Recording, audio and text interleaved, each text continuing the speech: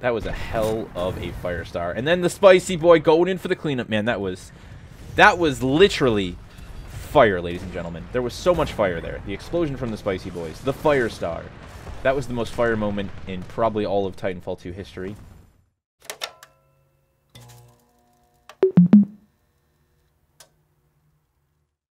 Ladies and gentlemen, welcome back to Gaming with me, Tony Mo, and we're here today doing another live commentary. Today, we're going to be playing with the L-Star. This was actually requested during my stream yesterday. So I was playing on PC, someone's like, yo, play with the L-Star, and I was like, you know what, I will. I like the L-Star. In fact, I did a guide for it like 3 months after launch, and I spoke very highly of the weapon. It's a lot of fun. The fact that it's projectile-based, I think, really tests your tracking abilities, your ability to judge and lead a target. It's also a weapon that I find on PC I can do really well with, and I think a lot of that has to do with how much time I've spent with the Kraber. They're both weapons that require a lot of lead tracking, so you're constantly putting the reticle in front of a moving target and then tracking as you pull the trigger. Obviously, a little bit more leeway with the L-Star since it's automatic and you can kind of just get those sprays on, those bursts, but it's still really important that you get a big chunk of that burst actually on the target. If you do, you can kill really quickly, which makes it a really fun weapon. It is the type of weapon that I completely encourage people to use. Yeah, that sentence didn't make sense. That I really encourage people to use because I think it can do a lot for you as an individual when it comes to tracking, because it throws that extra bit of a handicap into this situation, right? Unfortunately, we're playing on Angel City, and we're going to have to really do some flankaroonie specialty badass moves to get rid of all these damn G2 users. Look at this. Look at this guy. Look at these guys. Look at these guys with the G2 on the rooftops. Let me show you something. I got something called the LS. It's the L-Star for short, and it's going to kick your G2 straight across Angel City. If I can ever make my way across this damn building top. Oh, there we go. Lags for days, man. So, let me tell you a bit of a story about today's commentary, because there's a bit of a tale as to why we're here playing with the L-Star on Xbox after I just got done telling you that I do better with it on PC. Sad face, I was going to actually originally record the commentary on PC. So I recorded 4 commentaries in total. Now, usually I just do one and I'm fine with it, right? As long as the commentary came out well, I'm not really super concerned about personal performance. What I am more concerned about, though, is whether or not the actual match itself was entertaining, whether or not there was some decent fights that went down, and whether or not the score was close enough to be some sort of a reasonable match, right? So the first match I play, the entire enemy team rage quits, and we absolutely slaughter them. It's like 500 to like 160, right? No fun. Rage quits for days, right?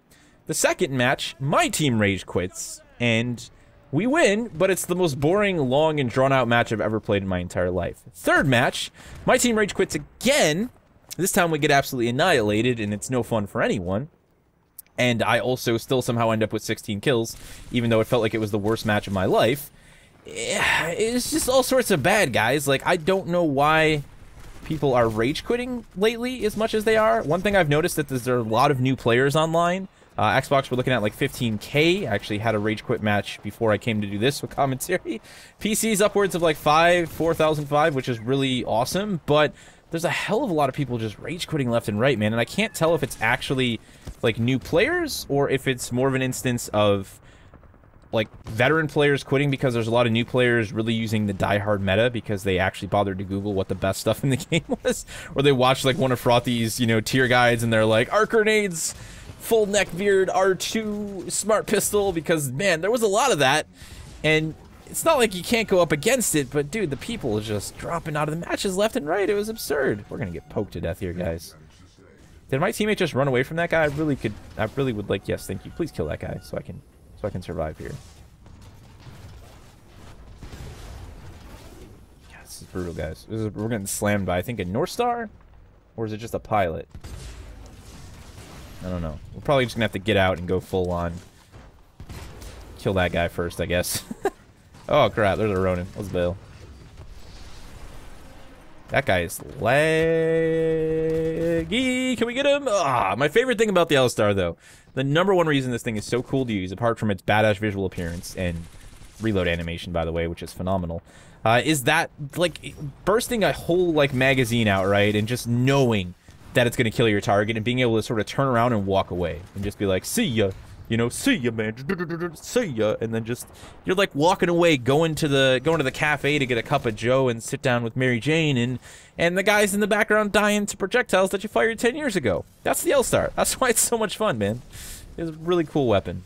I actually feel bad that I've neglected it for so long, but there's so many other fun weapons in the roster, especially as we were pushing towards, like, Christmas last year that I was experimenting with. Softball, I did, we did the softball loadout for... Whoa, dude, that's the second time I've had this glitch happen. I'm so happy it... Hey, I can see the bear and the smell down there. Oh, we used our double jump. That was probably a bad idea. We should have saved that. Anyway. This guy's like, holy crap, where did this dude come from? It's as if he fell out of the sky. That's because I totally did. That just made my day, guys. I love goofy glitches, man. And when they happen in multiplayer and you can see the entire map of Angel City for like 10 whole minutes, you can't help but smile. So there was another really big reason, guys, I wanted to play on PC, apart from doing really well with the L-Star with a mouse, and that's because I'm going to be getting a new mouse soon, and that was part of today's discussion. Finally leaving behind my M65, my Corsair. It's a really good mouse. It's still in great shape. It's like brand new, basically. I like the RGBs on it. You know, it was just a good mouse, good sensor. It's not that heavy when you take all the weights out of it. I like it, but the shape has never fit my hand properly. I came from an MX518, which was like I think probably one of the greatest mice they've ever made, in my opinion. Logitech. Favorite mouse of like all time, dude. The thing is just badass. That was the mouse I used back in the day of like Arma 2, DayZ mod, Wasteland mod back in Arma 2. Like that was my go-to mouse. A lot of Counter-Strike I played with that mouse. I actually bought it when I was working at GameStop, alongside of like my first ever large mouse mat. And I was also when I bought a hard copy of Counter-Strike, a 1.6 I think, alongside of that. So yeah, a lot of good memories tied to that mouse, and the shape of it was like an ergonomic right-hand design, and it fit me perfectly. And the rival from SteelSeries, the new one, the 310, shares the same shape. And I got to use the original SteelSeries rival, which wasn't really a good mouse all around, but the shape was good, and that thing fit my hand like a glove, man. So I'm really looking forward to a mouse that fits my hand properly. I kind of have a weird grip on my mice. I usually hold them a little bit off to the left, which is strange, but it just works better for me. I feel like I have more control, and to do that with the M65, it's just not really built for that. It's a good mouse if you hold the mouse like perfectly straight, and your fingers like to be straight on the clicky clacks, the left and the right mouse button, but it's just never felt really good for me, and it makes a lot of inconsistencies in my play. Like, I'll have days where I am next to, like, really good. Like, I feel flawless, man. I'm like, damn, this is how I should be all the time. And it's definitely a combination of personal consistency, because I don't play as much with a mouse and keyboard as I should, which hopefully Lawbreakers is going to change that. But a big part of it is inconsistency with the mouse and the way I hold it. So, really looking forward to getting that SteelSeries in. Should be in, hopefully, before the weekend. If not, hopefully before Lawbreakers. And it's probably going to be the first piece of hardware that I ever review. I think I'll do a little review and talk a little bit about the mouse and how it's done for me in Titanfall and Lawbreakers. It's going to be a good time, but I'm really excited about it. Really, really excited about it. You know, as somebody who's played with a controller for, like, 10 years, right? More than that. Actually, I've been playing with a controller for, you know, since I was, like... Let's say since the original Xbox. Like, actually playing, you know, FPS games with a controller, like Halo and Halo 2. So, a long time. So that's like second nature for me, right? It feels good. There's not a lot left for me to learn. It's more so focusing on the game. So mouse and keyboard for me, since I haven't been doing it as diehard, it still has that warm fuzzy feeling. You know, it's still something about it that's just really exceptionally satisfying when I do well with it. So I'm really looking forward to that. L-Star is so much fun though, guys. We gotta play more L-Star. I think we'll do another live commentary on the L-Star when we get that new mouse in. It'll be a SteelSeries L-Star series, live commentary series of awesomeness and exceptional badassery. That's exactly what I'm going to make the title. Longest title ever.